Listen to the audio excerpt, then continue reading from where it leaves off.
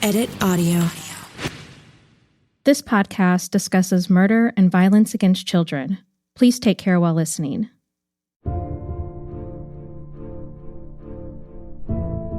On July 23, 1995, a letter was printed in the Springfield News Leader titled, "Do You Not Have a Conscience?" It was written by Don and Lynn Hash, Cheryl's parents, and here's what it said. It's now 20 weeks since our beloved daughters Cheryl Lynn and our precious grandchildren Tyler and Jennifer were found murdered in their beds. To the killer or killers, how can you stand to look at your own hands knowing the hideous act they committed? Do you have any idea of the agony and loss you have put us through as a parent, grandparent, uncle, aunt, and friends? Do you even care? Do you have a conscience? How can you sleep, eat, or look at the other little ones without remembering? This was a monstrous act you committed. Our lives are empty. Our hearts have a hole in them. Holidays, Easter, Mother's Day, and birthdays are pure agony to endure. The letter goes on to talk about what a wonderful daughter Cheryl was and how proud they were to be Tyler and Jennifer's grandparents. The letter ends, "What were Cheryl's last words? Did she call out for help? Did she say anything about the safety of Jennifer and Tyler? Did our babies know you? Did they cry? They must have been so frightened. Our agony goes on and on. Please do the only decent thing you can do. Turn yourself in and end this nightmare. You too will meet your maker one day. Does that worry you? It should." The person that did this to Cheryl, Tyler, and Jennifer is likely still out there, somewhere. I went into this project to tell a story and to lay out as much information as possible about this case. While researching, it did become impossible not to have an opinion about it. Our team would finish each interview more perplexed than the last. Could Jon have done this? Why would he have done this? We know that he was having affairs and inappropriate relationships with his students, which is wrong. But just because you're unfaithful, and maybe to some immoral, does that mean you're a murderer? In this final episode, I want to tell you about what happened to Jon, what he did after the trial, and where he is now.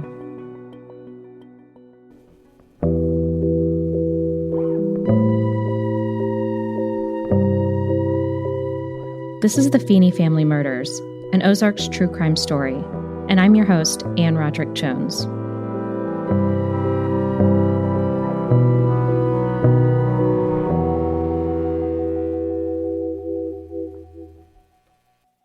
It was November 24th, 1997, over 2 years after the triple homicide, when Dateline featured an episode on the Feeney case. The trial had become national news. Daryl Moore, a prosecutor on the case, remembers watching it. The frustrating thing for me was at the end when he's talking to the jury, and I don't remember if it was Murphy, one of those people at Dateline, was asking the jury, how many of you believe that Jon Feeney was guilty? And every one of them raised their hand. I think I threw the remote across the room at that point. But, their explanation then was, well, we thought he did it, but the state did not prove its case beyond a reasonable doubt. Apparently, the jury said that while they didn't necessarily think Jon was innocent, there wasn't enough evidence to show his guilt. We heard this statement come up a lot in our interviews. And I said, I don't know if he's innocent or guilty. I just know they didn't prove that he was guilty. And aren't you supposed to be innocent until you're proven guilty? I saw no proof ever presented. I think based on the evidence that was presented and everything that I do know, it is likely that Jon Feeney did not kill his family. That's definitely a long way from, I know Jon Feeney is innocent. I asked Judge Miles Sweeney what he thought of the verdict. Were you surprised that he was acquitted? No. Do you agree with it? No. You don't agree with it? Not necessarily. I don't agree, I don't disagree. I can understand it because the state's case was certainly no slam dunk. And given the fact that the proof has to be beyond a reasonable doubt, it's totally on the prosecutor to prove that. And frankly, when it's a death penalty case, Generally, people are going to take a harder look. I mean, they're not going to just say, well, let's convict him so we can go have pizza. I mean, that people take that very seriously. And so I bet you if you ask the jurors, there'd be at least some of them that would say they thought he was guilty, but they didn't think the state had proved it. And that was what I presumed was the outcome. Jon's parents are still alive.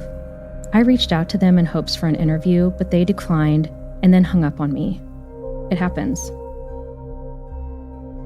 Ron Davis, the journalist for the Springfield News Leader, got to know Jon during the trial and spent time with him after the murder.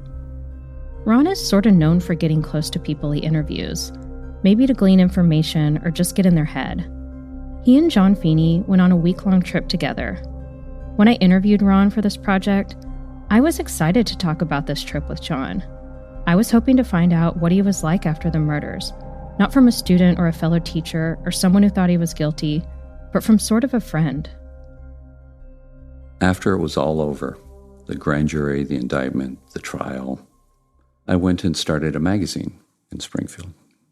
And I stayed in contact with Jon, and he just talked about, he wanted to get out of town. And would I be interested? I'm like, sure, what the heck? So we agreed we're going to go to Memphis and then to New Orleans. And we took the Mustang, the car that prosecutors say Jon Feeney drove back to murder his family. We took the Mustang. Jon Feeney is an excellent and very fast driver. You can make it from here to New Orleans, from New Orleans to here in well under 10 hours. And we went. I did tell colleagues at the magazine, if I'm not back in a week, I'm with Jon Feeney. And we're in New Orleans. I didn't think he was going to kill me, but you never know. So tell me about the trip. What'd you do? Well, we went to Memphis, did the typical Beale Street tourist stuff, ate terribly, terribly bad food. And I remember being in our room one night. We were still in Memphis. We hadn't yet made it to New Orleans. And Feeney looked at me and he said, I know you're just trying to get me so drunk that you can see if I'm going to confess to murdering my family. Well, I didn't. So do you think he considered you a friend, or did he know you were there for reporting reasons? Are reporters ever friends to people? I liked him. I think he liked me. We were contemporaries. I think he realized that if he would have confessed to anything, I would have written about it.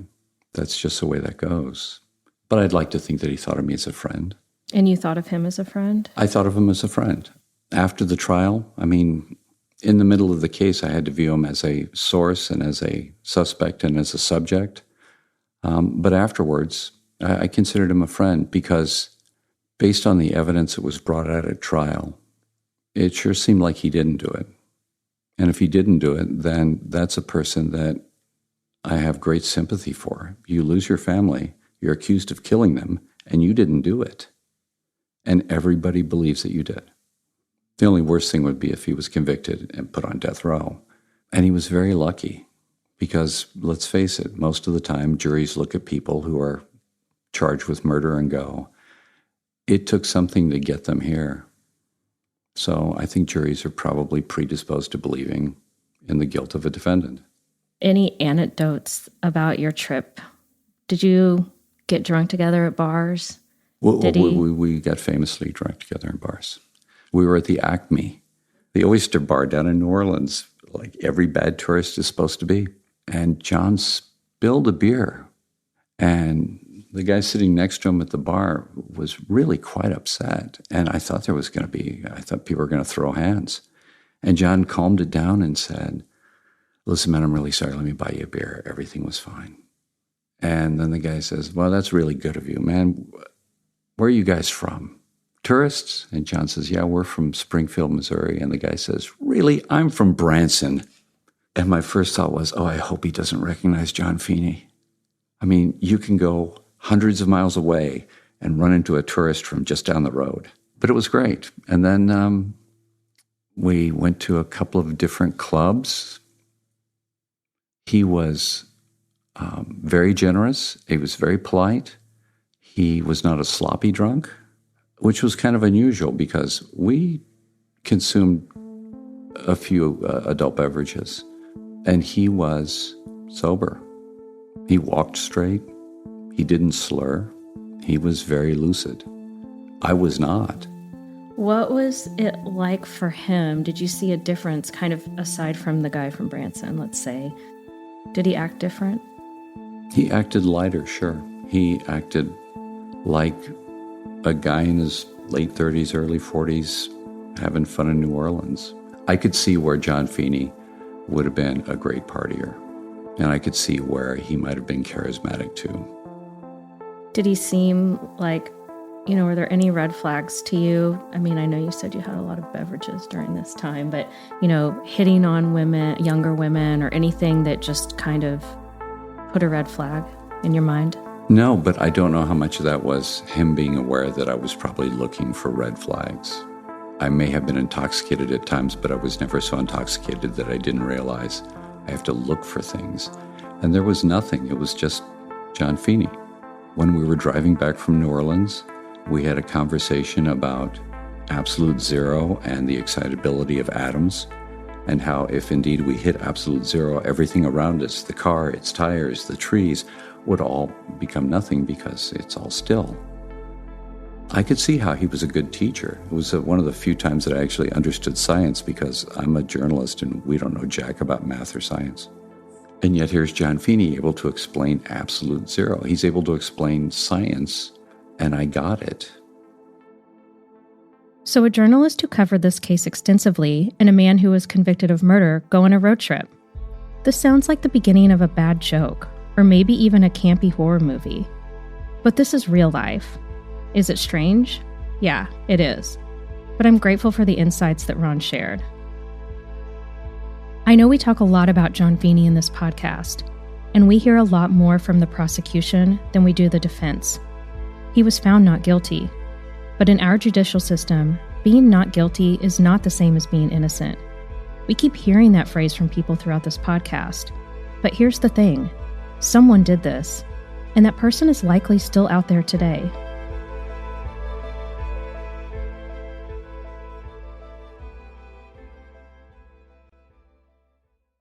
What I do know is that Jon is now living in South America, and he's still teaching.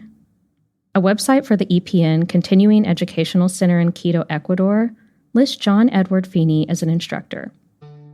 There's a photo of him that doesn't look a lot different than those in the Springfield News Leader. It lists his birthplace as Missouri, USA. It shows his esteemed educational degrees, and then there's a section that's a little less formal. His likes include travel, reading, swimming, trying new foods, and cooking. His dislikes? Prejudice, stereotypes, and stubborn people.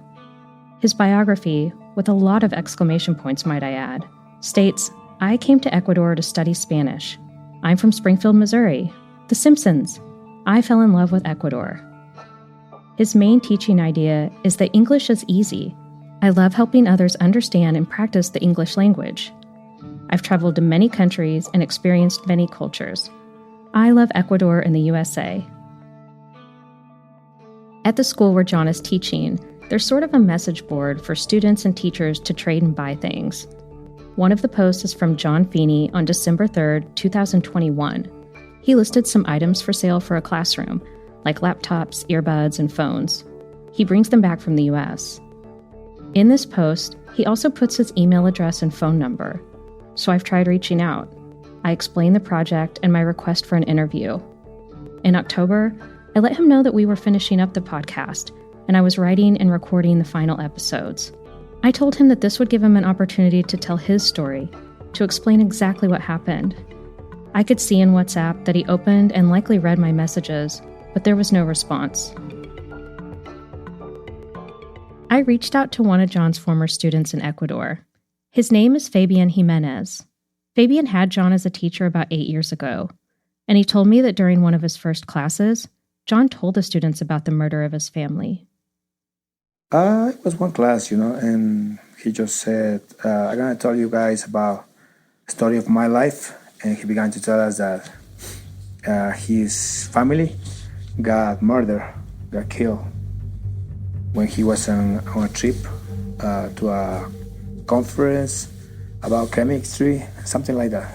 Nobody asked questions, we just kept silent, and And I was about to ask something, but I didn't want to ask, I just wanted to the class to end so I can go to the internet and find out for myself. I wanted to know what Jon looked like now, about his habits, and what he was like as a teacher. Fabian told me that Jon still wore glasses, but that he was clean-shaven with gray hair. He likes to drink Diet Coke. He's a white guy. He's shaved, clean. His hair is gray. He's skinny, but he's got this tiny belly. Fabian actually went to Jon's home in Quito once because Jon had offered to sell him a laptop. Fabian said that he was living in what he described as a high-class neighborhood, and that Jon told him that he bought the apartment in cash. I didn't trust him anymore. But still, I went to his apartment once because he got this laptop he wanted to sell me. So I went there. I went to his apartment. He also informed me that Jon has a daughter in Ecuador and that he remarried, but is now divorced. Yeah, he mentioned that he was married here. He told me the name of his ex-wife, but I don't remember right now. I've heard about this second new daughter and wife story from multiple people in Springfield too, but we haven't been able to contact this woman to verify the details. At the time when Fabian visited Jon's apartment, he said that he saw a child's bedroom and a picture of Jon's daughter in the living room. He estimated that she was about 8 years old at the time. Yeah, I think he's got a picture of his daughter on the living room. Okay, and you're referring to his daughter that's Ecuadorian, correct? Yeah, she's Ecuadorian. Despite thinking that Jon could have committed these murders, Fabian didn't relay any examples of Jon doing or saying anything in class that seemed off to him. I mean, he's a quiet guy. He's respectful. And he don't talk to no one. I mean, he's the kind of lonely person, He's by himself. But he loves teaching. He's good at teaching.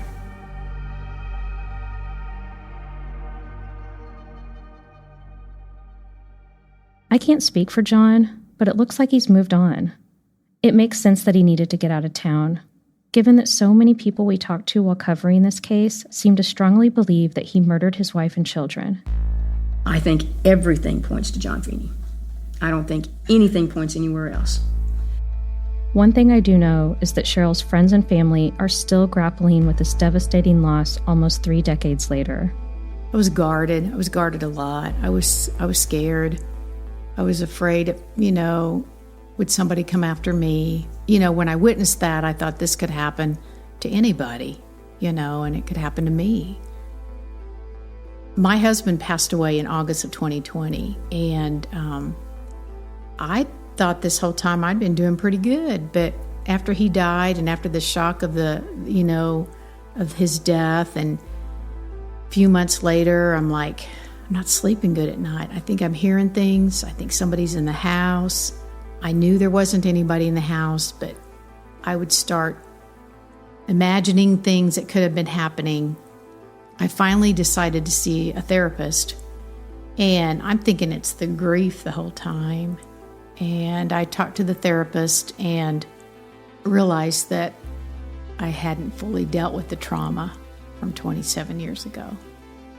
Oh, I've written songs that I can't play for other people, that I wouldn't play at a club or put on a CD, that, I wrote them just to get that out on paper, so it wouldn't be eating me up so much.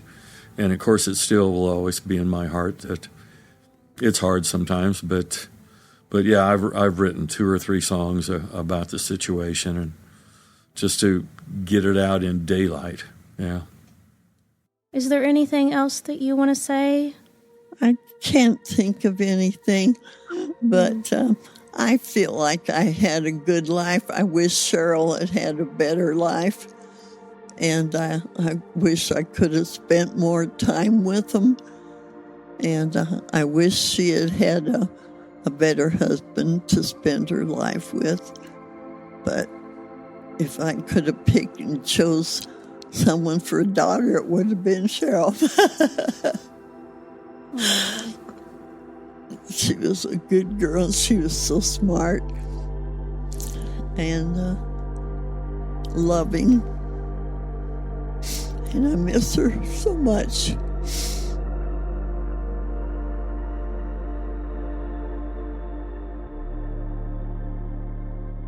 So what happens now? Or rather, what could happen now? Forensics on this case were done in the mid-90s, and since then science has evolved. Breakthroughs have been made, like the ability to test hair without a root. If DNA could be extracted from the hair that was found in the Feeney home, could that be entered into a database and scanned to find a match, like it was in the case of the Golden State Killer? Maybe with that technology, we'd be able to identify the owner of those hairs found on Cheryl's nightgown, and be led in directions that were previously unimaginable. And what about the Hep B testing? This feels like such a big question that was left unanswered. If that list of 155 people who had been in contact with Tyler still exists, could it be resubmitted to the Missouri Department of Health? Could we confirm if any of them have tested positive for Hep B? And could we test additional people related to the Feeneys? I posed this question to Rita Sanders, and she told me that due to double jeopardy, Jon can't be tried again for the case, so prosecutors aren't going to spend any time or money re-examining evidence. He's been tried and found not guilty. I mean, he could write a book saying, "I killed my family," and there'd be nothing anybody could do about it. So I'm just trying to wrap my head around this.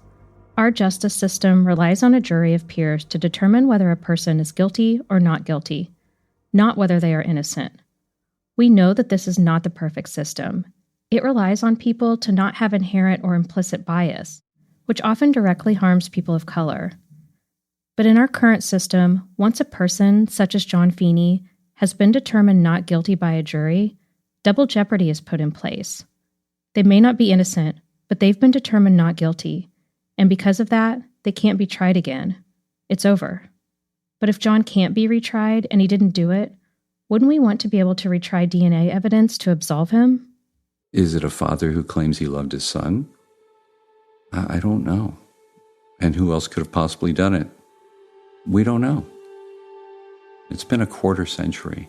I still think about Feeney on an almost daily basis. This story doesn't and can't have a clean ending with a bow tied on it. The effects of this case have rippled through a family, a community, and a town.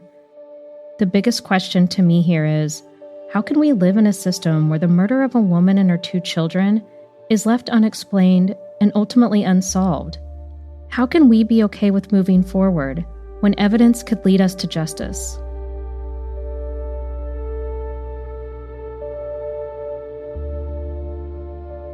If you have any information about this case, please reach out.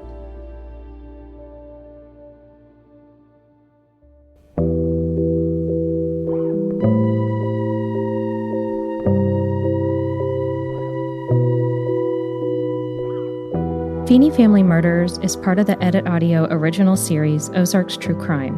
It is written and hosted by me, Ann Roderick Jones. This episode was produced by Ali Sirwa and Kathleen Speckert and was edited, mixed, and mastered by Ali Sirwa. Our executive producer is Steph Colburn. Thank you immensely to the entire Edit Audio team and Patrick Rindle for the theme music. To those who so generously shared their time and information with me, thank you.